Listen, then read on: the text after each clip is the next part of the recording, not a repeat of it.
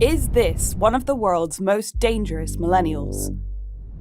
Mohammed bin Salman, Crown Prince of Saudi Arabia, better known as MBS. To some, he's a revolutionary who has transformed life in Saudi Arabia, especially for women. To others, he's a butcher who fueled a bloody war in Yemen, and the CIA believes approved an operation to kill or capture a Washington Post journalist who was cut up with a bone saw. Now, thanks to the global energy crisis, the Crown Prince looks stronger than ever, and world leaders are queuing up to get their hands on his oil. I think the kingdom is in a uniquely powerful position with what is happening in Ukraine. So what will he do next? MBS is a very dangerous man who is becoming more dangerous because of the power he's accumulating.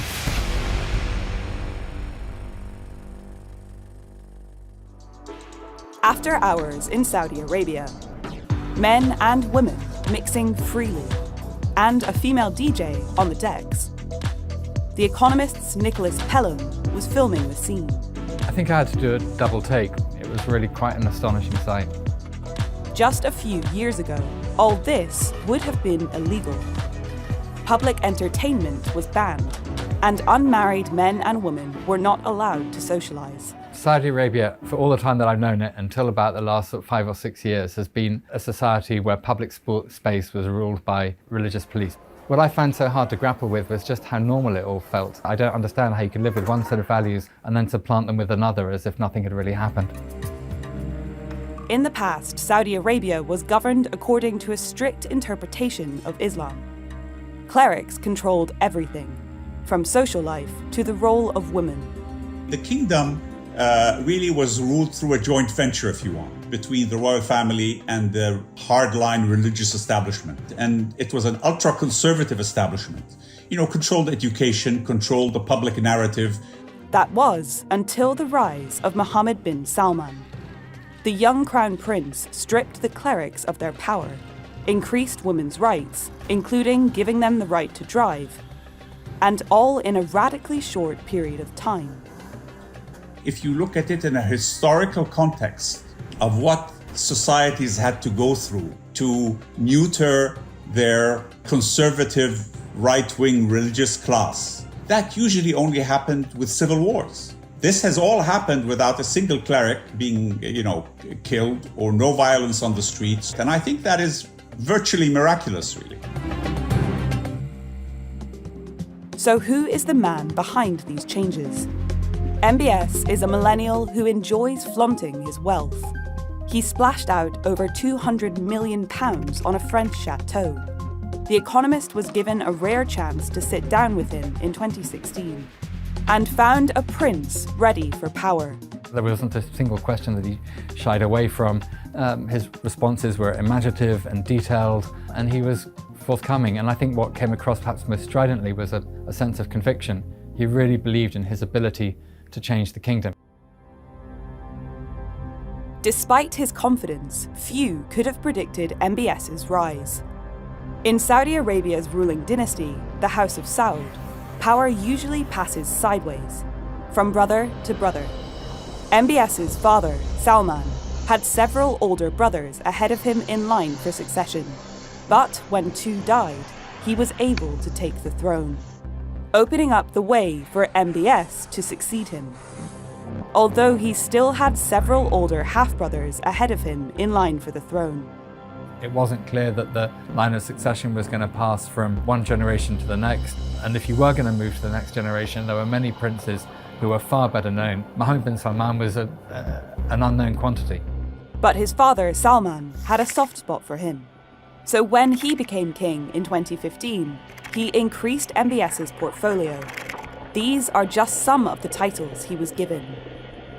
Then in 2017, according to insider reports, MBS forced his cousin to step aside as crown prince. There seemed to have been something of a standoff. Mohammed bin Naif and his guards were disarmed. Mohammed bin Naif was told that your time is up. The Council of Allegiance has decided that you are no longer the crown prince and I'm going to fill your shoes. After this, MBS wasted no time in cementing his power. It's a shakeup sending shockwaves across the kingdom and the world. Saudi Arabia detaining top officials in a sweeping corruption probe. He invited the wealthiest men in the kingdom, along with the world's business elite, to a conference on the future of the Saudi economy, a self-styled Davos in the desert. And a short time later, he used the opportunity to hold many of them in a luxury hotel. He rounded up the leading princes and the richest businessmen, interrogated them, got them to reveal their banking details. Thereafter, it was very clear that the real only ruler in the kingdom was now Mohammed bin Salman. Since then, his aggression and repressive behavior have escalated. He has consolidated power around his own court. Human rights groups estimate thousands have been detained. And in March this year alone, 81 were executed. The government has maintained an extremely tight control of society. And I think that is a price the kingdom has had to pay for social peace as it transitions through this wrenching process. Some are much more skeptical. Khalid al-Jabri says he knows firsthand how brutal the regime can be. When all you have is a hammer, everybody becomes a nail. That's exactly what MBS is doing. And his list of victims will keep expanding inside and outside Saudi Arabia unless somebody decides to put a check on him. Khalid lives in America, but his roots are in Saudi Arabia. I come from a big family in terms of Western standards. I'm the eldest, 6 boys and 2 girls, including Omar and Sarah. They were funny, smart, very, very ambitious. In 2017, Omar and Sarah were banned from leaving the kingdom. 3 years later, they were seized by the authorities. There were 20 unmarked civilian cars that showed up with 50 officers in plain clothes that went into the house and basically took Omar and Sarah. Khalid's father was an advisor to the former Crown Prince, Mohammed bin Nayef. Khalid thinks his siblings' travel ban has been used by MBS to try to pressure his dad to return to the kingdom. And he has seen messages from MBS to his father, which he believes support this. What's so unique about our case is Mohammed bin Salman can deflect responsibility on rogue agents or that he doesn't know about it. It's a complicated story. Khalid's dad is also accused of stealing billions of dollars from the Saudi government, which he denies. Meanwhile, Khalid worries about his own security. I think, like my father, I made peace with the fact that one day I will probably be harmed. And who can blame him? MBS has famously been linked to the murder of outspoken former royal court insider and journalist Jamal Khashoggi, who was dismembered with a bone saw in the Saudi consulate in Istanbul. Nicholas knew him personally. We were due to meet actually in Istanbul the weekend that he disappeared. I think Mohammed bin Salman, he wanted to send a message that this is what happens when you question my authority.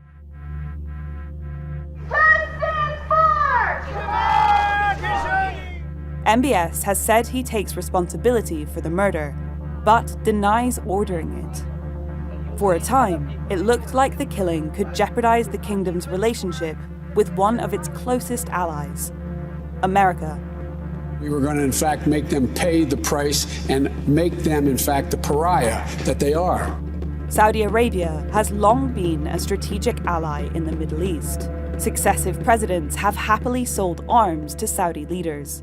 We really have a great friendship, a great relationship. Crown Prince, thank you very much. Thank you for being here. It's also home to the world's largest accessible oil reserves. And thanks to the energy crisis caused by the war in Ukraine, President Biden's threats now look empty.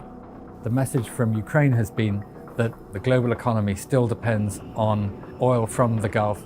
It was also significant that it wasn't just Biden who came to Saudi Arabia. It was also the most powerful leaders in the Arab world. It was almost as if Mohammed bin Salman was sending the message, I am your address in the Middle East. If you want to have a relationship with the Middle East, if you want to keep Russia and China away from dominating the region, deal with me.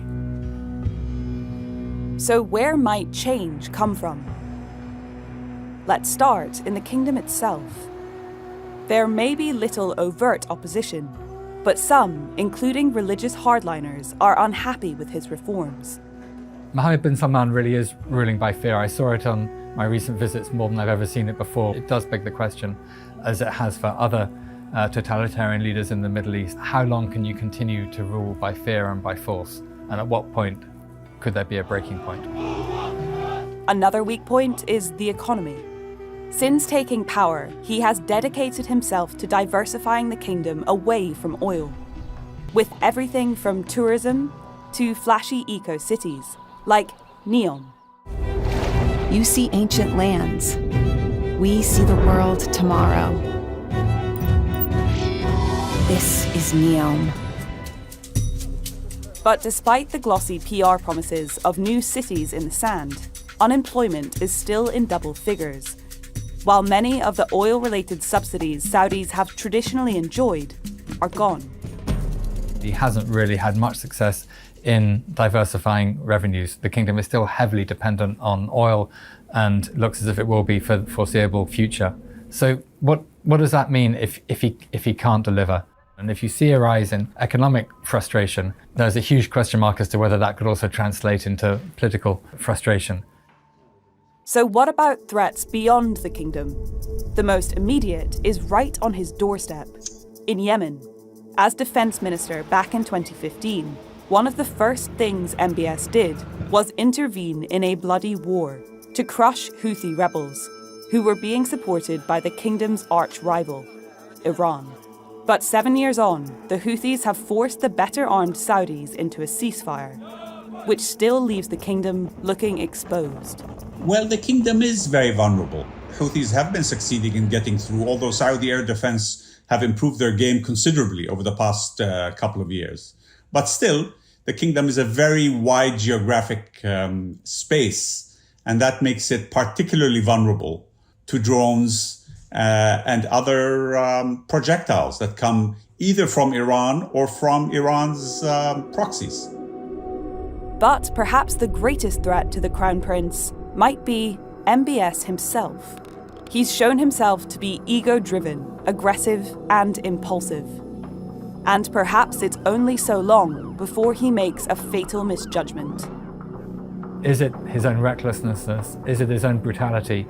Is it his own desire to be the only voice in the kingdom that could ultimately prove his undoing? For sound policy, you need to have people who can say no. And at the moment, in Saudi Arabia, everyone is too scared to say anything but yes. We put the allegations in this film to the royal court in Saudi Arabia. It declined to comment. But in response to a related piece about MBS in The Economist, it denied all allegations against the Crown Prince, insisting they are fabricated and without foundation. It continued, the kingdom is unfortunately used to false accusations made against its leadership, usually based on politically or other motivated malicious sources. My name's Nicholas Pelham. I'm the Middle East correspondent for The Economist. If you'd like to find out more about Mohammed bin Salman, please click on the link below. Thank you, and don't forget to subscribe.